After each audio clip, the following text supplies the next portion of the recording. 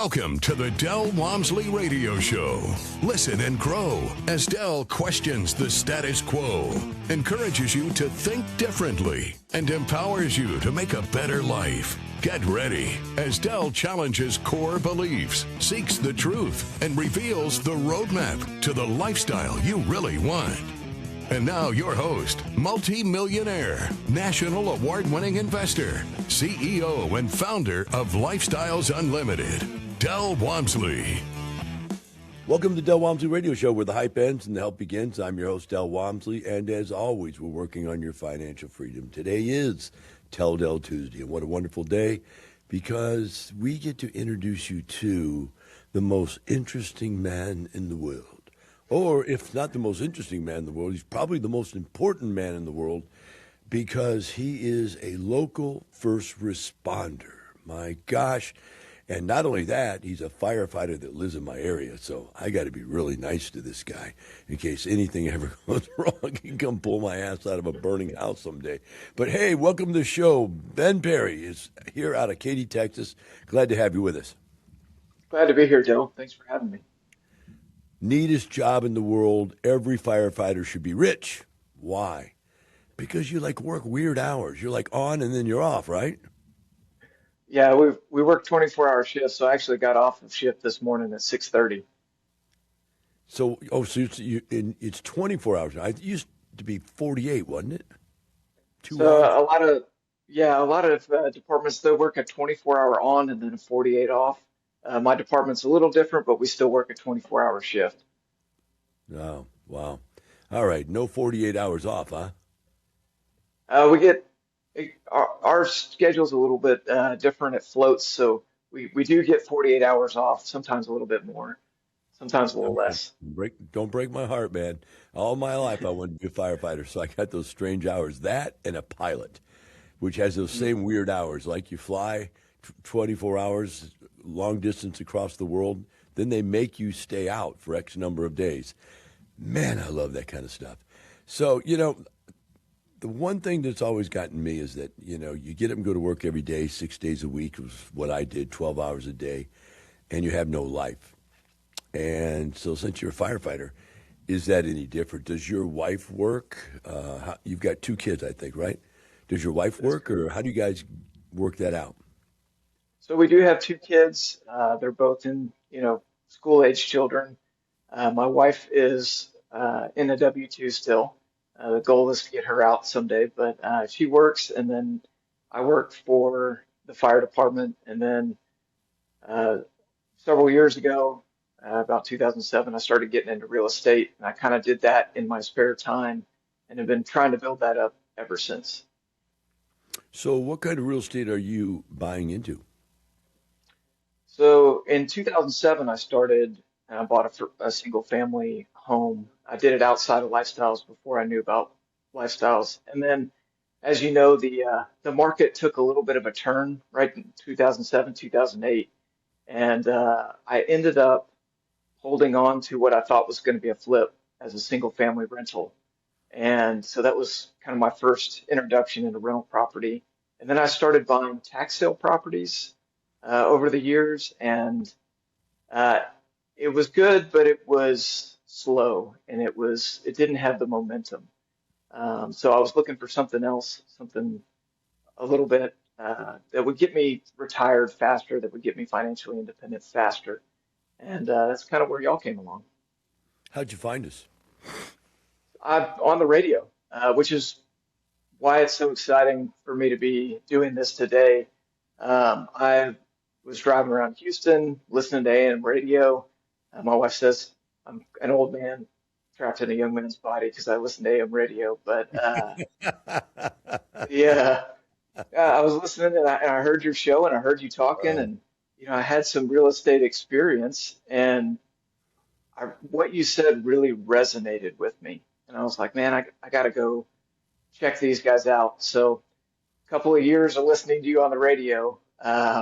It took me a couple of years to do it, but I finally pulled the trigger and showed up in person to one of your introductory classes, which was just a couple of hours of just explaining what Lifestyles is.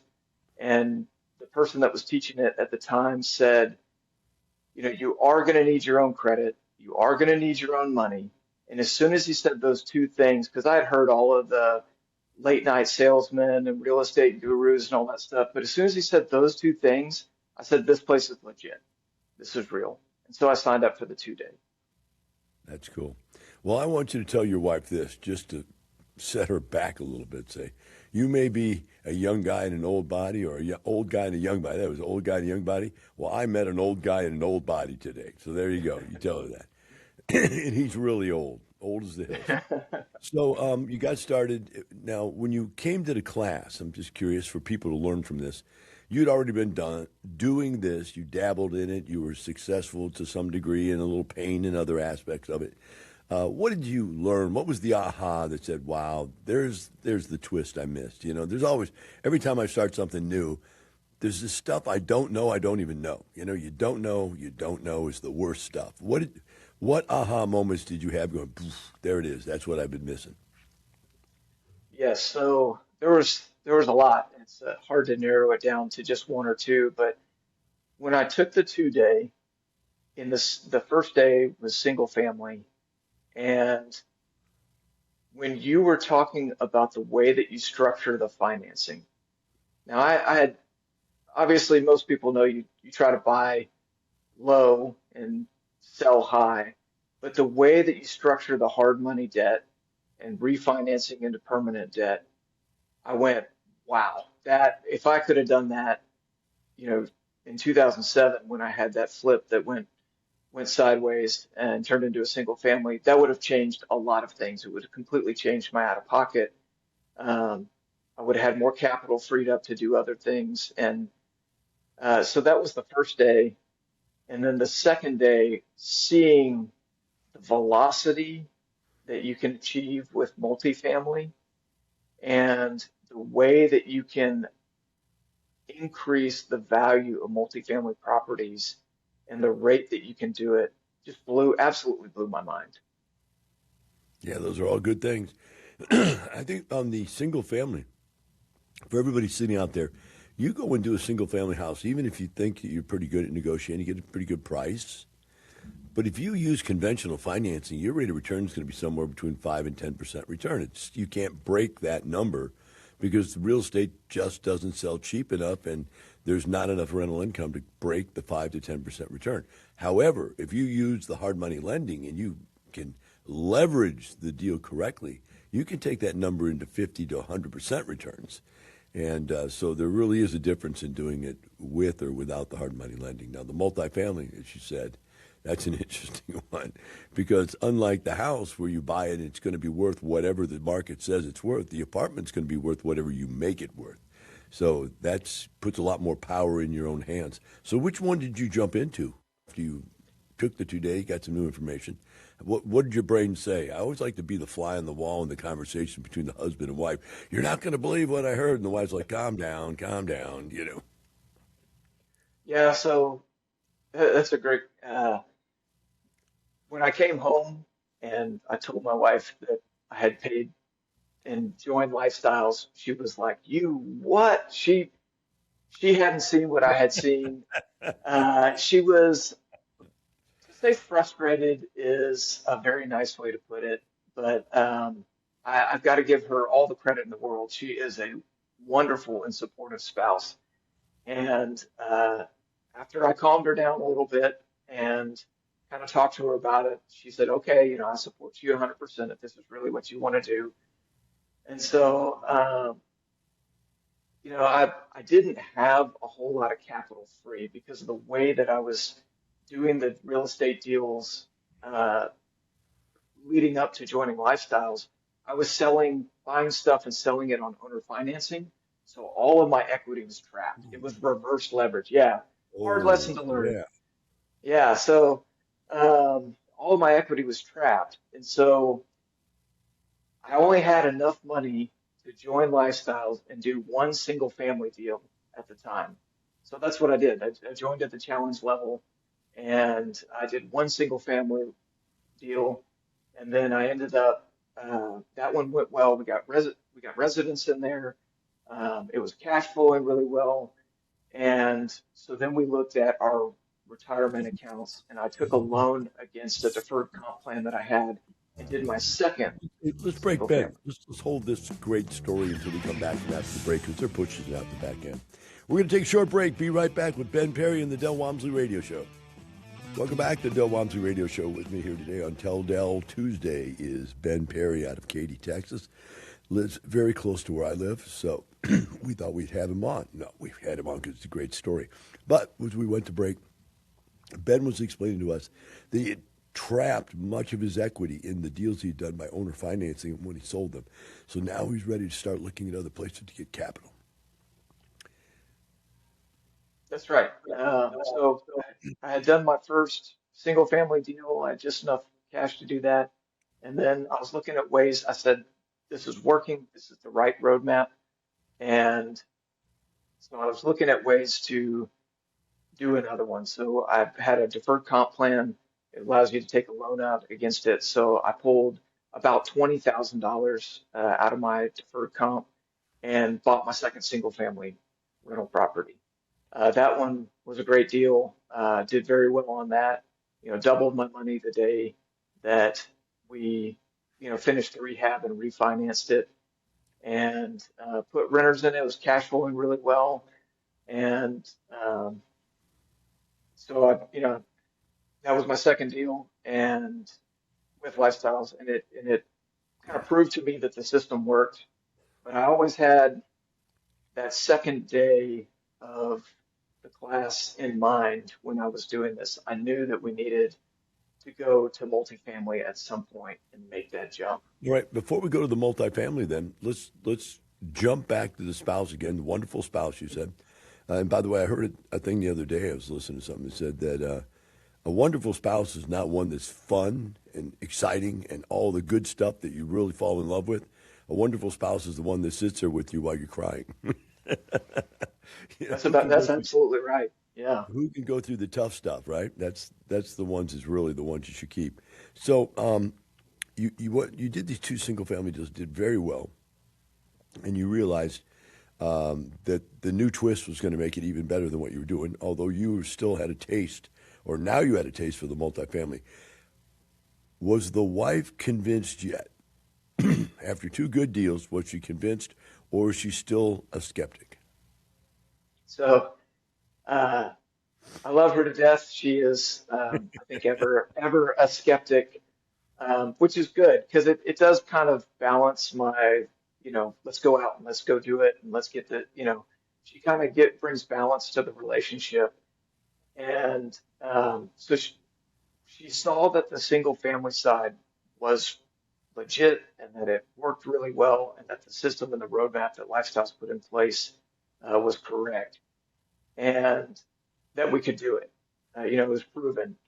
And then, I started saying, hey, we need to start looking at going to the next level and start investing in some of these apartment complexes and these multifamily deals. And so she wasn't sure. It was kind of, well, this is working, why don't we just stick with that? But she trusted me, which is the biggest thing.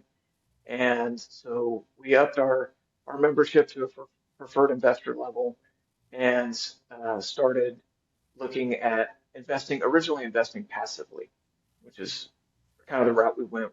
At that time, we were also having some kiddos, and so our time was a little more stretched thin. So we felt like the passive route was a good way to dip our toes into multifamily, get some experience, see what it had to offer, and get more familiar with the details. All right, so as you went into the passives, let's talk about your approach. How did you pick which deals you were going to be in? That's a very good question. At the time, Lifestyles has this great ecosystem where people can connect across the country. At the time, this was pre-COVID, so there was a lot more of in-person, face-to-face networking. And we had a friend that was actually a friend of my wife's that she knew before we got into Lifestyles that became a Lifestyles lead. And she was doing her first lead deal. And so it was right at the time where we were looking at upping our membership. And so we really picked, you asked about the jockey and the horse, which one do you pick? And Jessica was really comfortable with this lead. I was very comfortable with this lead. And so we really, on that one, we picked the jockey. And so we invested our first investment with her, and we were hooked ever since. We really felt like it was multifamily was a great avenue to invest. That's a slick move, man. I have to tell you, as a husband myself, letting your wife pick the lead and it her friend, that gave I you some wish I could. leverage, huh? Yeah, I wish I could take credit for it. It was really, truly just a circumstance. The timing just lined up exactly right. But it was, I think, the nudge that she needed to go, you know, to the next level and to pull the Well, trigger. you think about it. If your husband says, "Hey, we should look at this," right? Okay, and nobody believes their spouse. I call it Rule 14. It's the rule called Rule 1437B-7 in the Book of Life. No one believes a thing that you say once they've ever seen you without your clothes on, right? Or it's more commonly known as familiarity breeds contempt. In other words, you're going to make us rich. You really know how to do this stuff. Where are you going to learn how to do this stuff, right? So that they never really trust you. But then when you come around and you see that not only is your husband led you to this place, but your friend is in it, then you go, maybe, when the student is ready, the teacher will appear. Maybe I'm in the right place. You start getting all the biblical connections that this was meant to be. And that kind of stuff really helps to get you sometimes to where you need to be. So that's good. On the first deal, what kind of deal was it? It was a about 80 unit garden style apartment complex in Texas City. Um, it it started when she purchased it. It was truly a yield play. Um, there it was a longtime owner, and there was a lot of you know opportunities to increase NOI in this yield play. We did look at a yield play because we felt like something that cash flowed from day one would start putting money in our pockets. It would kind of prove that these deals do cash flow. We wouldn't have to wait a long period of time to start seeing results. And it was I hate to use the word safe, but it felt like a uh, more consistent investment for us to invest in for our first deal. Okay, I'm going to give you a different word. We'll call it conservative, more conservative Conservative. approach. That's a good. Conservative is always good, especially when you're dealing with your wife, whatever. And I'm just the opposite. I'm the conservative person in my family, and my wife is you. She's the let's go do it thing. She's always like, why aren't we doing more? We should do more. Blah blah blah. So, as you got into this deal, this is in Texas City, so this is actually something that's not too far away from you. It should have been interesting to go through. I think we're going to have to take another break now. We'll be right back if you'll all come back with Ben Perry and the Del Walmsley Radio Show. Welcome back to the Del Walmsley Radio Show. For those of you just tuning in, I have with me today is Ben Perry. Ben is a firefighter out of Katy, Texas, and, we love the first responders. They're the ones that keep our life safe. He has told us his story so far, buying single-family houses before Lifestyles, then improving his process by joining Lifestyles and buying single-family houses, and then becoming interested in multifamily, electing to go into a single-family deal that his wife had helped him choose because it was her friend, which made her feel a lot more comfortable. So we're in deep now to one passive deal, but he went on to do more than one passive deal. Tell us how many more you did and how you did those. So we did an additional three more passive deals, and one of the things I would have to say about lifestyles that's amazing is the ability to connect with people and to meet them and to talk with them, whether it's at the expos or at the road trips. And so as soon as we up to preferred investor, we got in that first passive deal. I started attending the multifamily road trips, the educational road trips. I started meeting leads. I started talking with them and getting to know them really well and becoming friends with a bunch of them. And so the next three passive deals that I did, I would say I invested with friends because I became friends with these people at Lifestyles that I met and got to know. Um, all of the ones we're invested with are actually Houston leads. Not all of the deals are in Houston. We've got one in Tennessee and then one in Mississippi that we're invested in. But the leads themselves, I had met in person, talked with, gotten to know them, gotten to know their personality, and when they had good deals that came across, that they had put out, we knew it was time to jump in with them. Were you surprised when you first joined Lifestyles how open people were about their finances, personal and or business finances, the deals they're doing, but just how willing they were to share insider information? Absolutely. And when you go to, because I had been in real estate for a long time, and I've been to a lot of seminars, and I had seen a lot of, gone to these networking groups before that are non-lifestyles groups, and their people are always willing to brag about their success. But what I found in lifestyles is that one, most people in lifestyles are very successful, but they're willing to talk about the steps that they took to get there in a little more detail and the struggles that they went through and how they fixed them and how they solved them and share them with everyone else. It seems like outside of lifestyles, when somebody has a really good system that works really well for them, they don't want to share too many of the details because they're afraid everybody will copy them and that sort of thing. But Yeah. lifestyles is exactly the opposite. And when I've had problems or had hurdles, like in my single family deals, I asked other members, I asked the mentors, and they were able to give me a lot of really good, just concrete advice on how to handle those issues or how to overcome certain obstacles, which was a big factor to the success that I've had. So what you're speaking to is the abundance mentality. There's enough for all of us. In other words, hey, if I gave you what you're talking about, those outside guys, if I gave you my secret, then you might go steal the next deal. I won't be able to get the next deal. Or if I don't brag about myself in a way, I can't raise capital because I got to make you think that I'm a superstar. I can't tell you that I've had some breakdowns, some things didn't work, and how I got through it and suffered through it. Where at Lifestyles, we have no fear of not raising capital. We've got capital everywhere. So it's like, hey, just be a good old boy, and that doesn't sound right. You know what I mean? Just be a good person, share the knowledge, get out there, be involved, and then people want to do business with you. So you did 3 more passive deals, and then something happens. This natural progression of real estate investor, I don't know what it is, but one day these passives stick their heads up out of the weeds and go, I think I can do this too. What happened? Why did you want to become a lead? Well, it was a tough decision between becoming a lead and an IRO. I always knew that I wanted to own and operate myself, and I think one day I'll definitely buy, as an IRO, as an independent rental owner.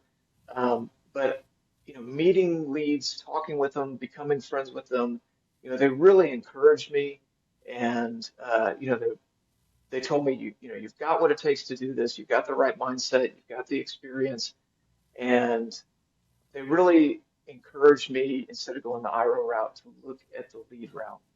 And it was a long and tough road. The market conditions over the last several years were tough to find anything that made sense, but they encouraged me and really stood there with me and gave me advice and pointers, and the mentors were fantastic.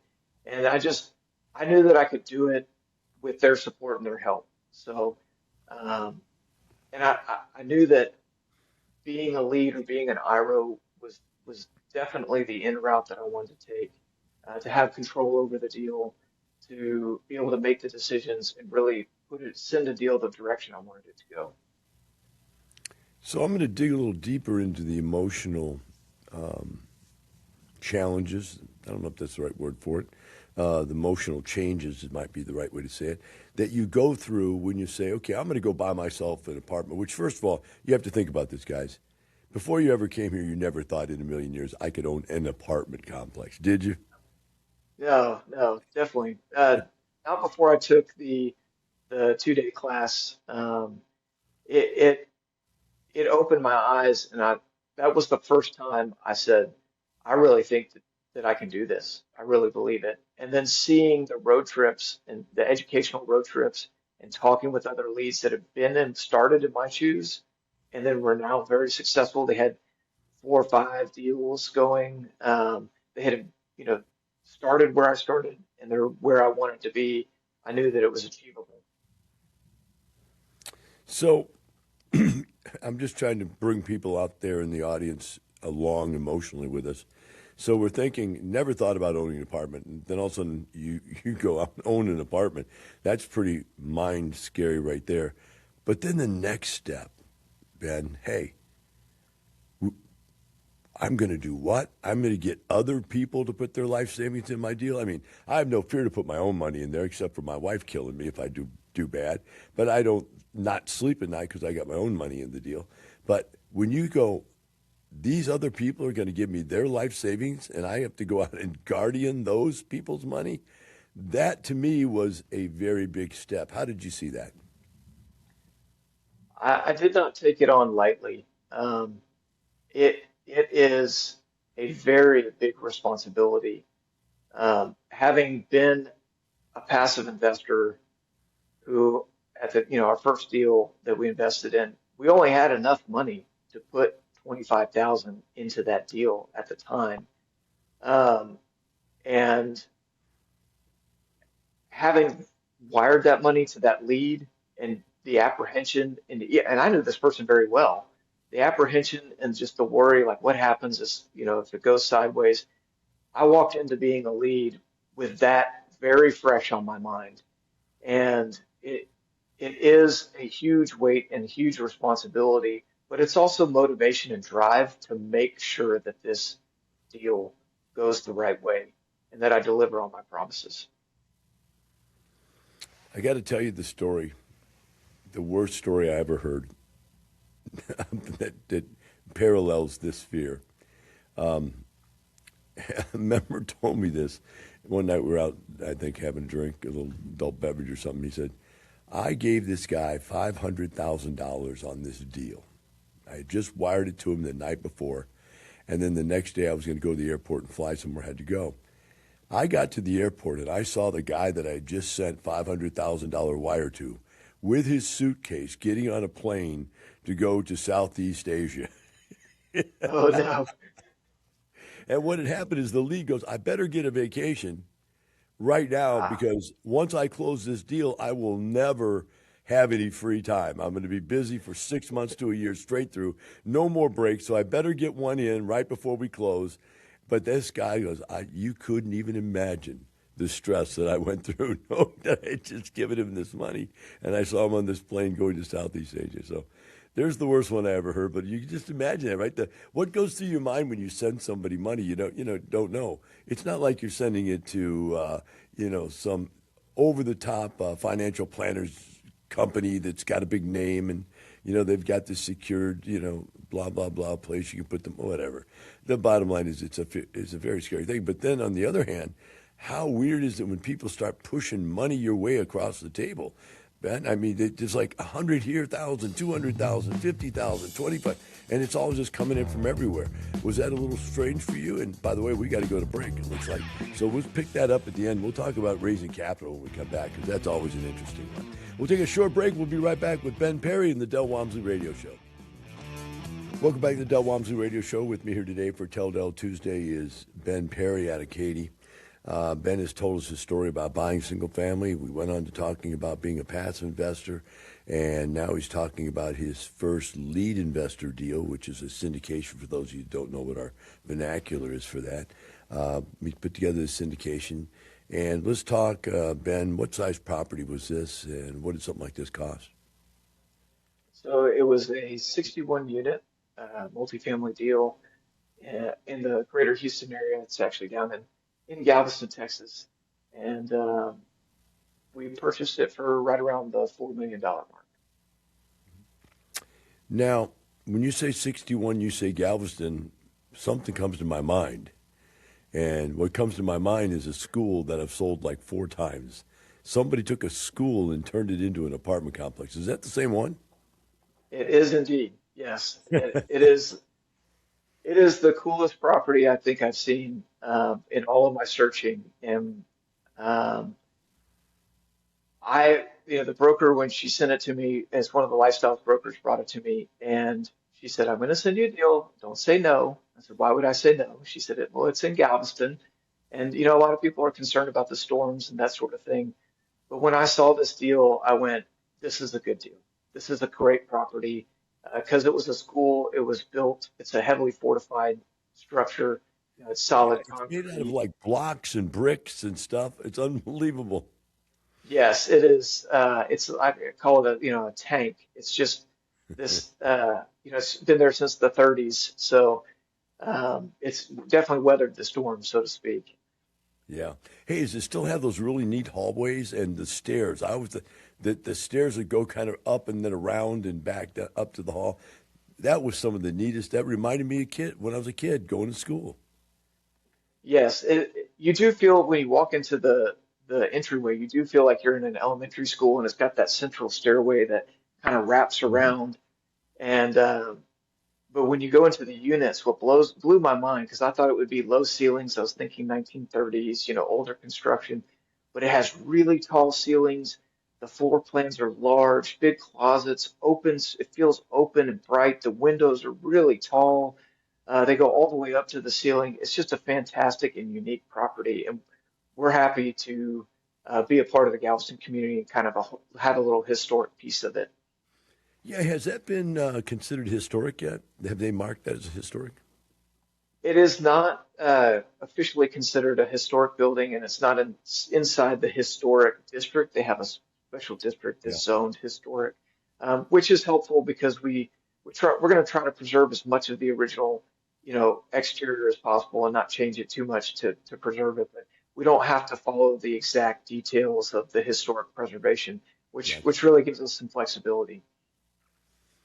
So moving on, you had to raise capital. Let's talk about preemptively. What did you do to start getting ready to raise capital before you actually had your deal?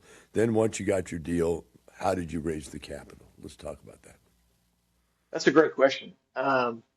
It really all kind of started in 2017 because when I joined, I started getting to know people. I attended the events, I networked with people, even when I was in single family. And when I became a preferred investor and I was attending the road trips, I was attending all of those things, I really got out there and got to know people. I went to the expos, I introduced myself, I, you know, reached out to people and followed up with them.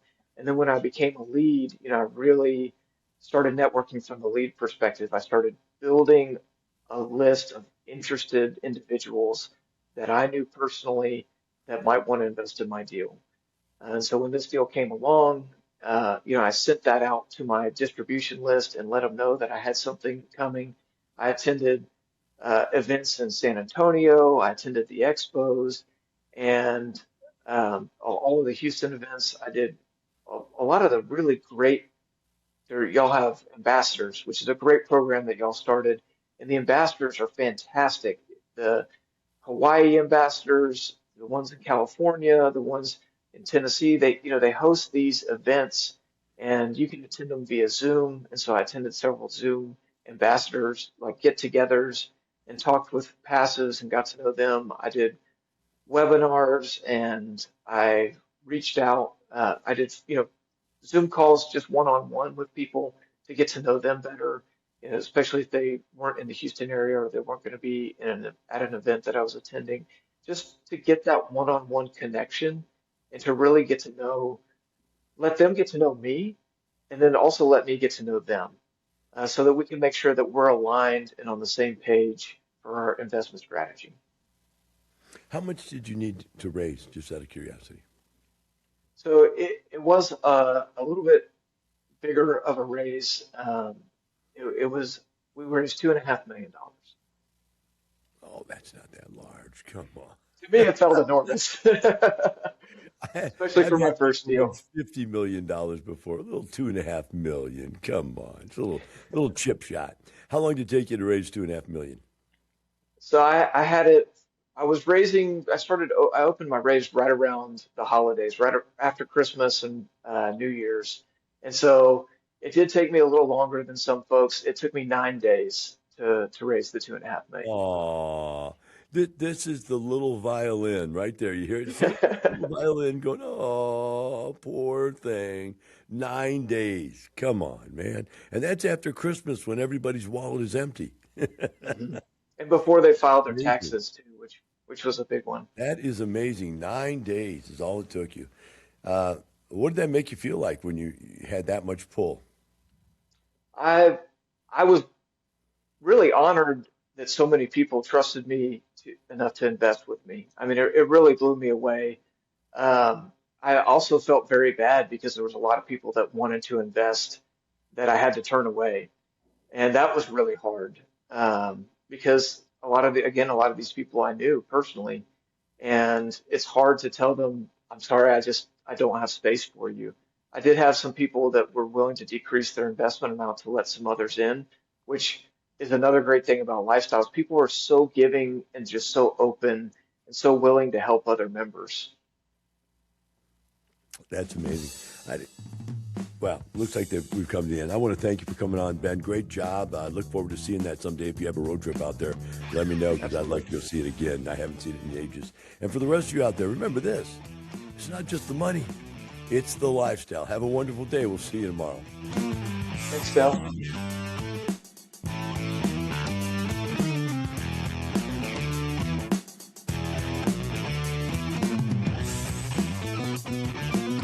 Thank you for listening to the Tell Walmsley Radio Show. Want more of Tell's unconventional wisdom? Go to lifestylesunlimited.com and click the radio tab. Listen to past shows, hear podcasts on demand, and find out how you can change your life today. The Tell Walmsley Radio Show is part of the Lifestyles Unlimited Radio Network. The information and opinions you hear on the Del Walmsley Radio Show are those of the host, Del Walmsley, his guests, and his callers, and do not necessarily reflect the opinions of this station, its affiliates, its management, or advertisers. The Del Walmsley Show is for entertainment purposes only. Please consult a professional regarding your personal investment needs. Nothing presented on the Del Walmsley Show constitutes an endorsement, recommendation, offer, or solicitation to buy or sell any product or security.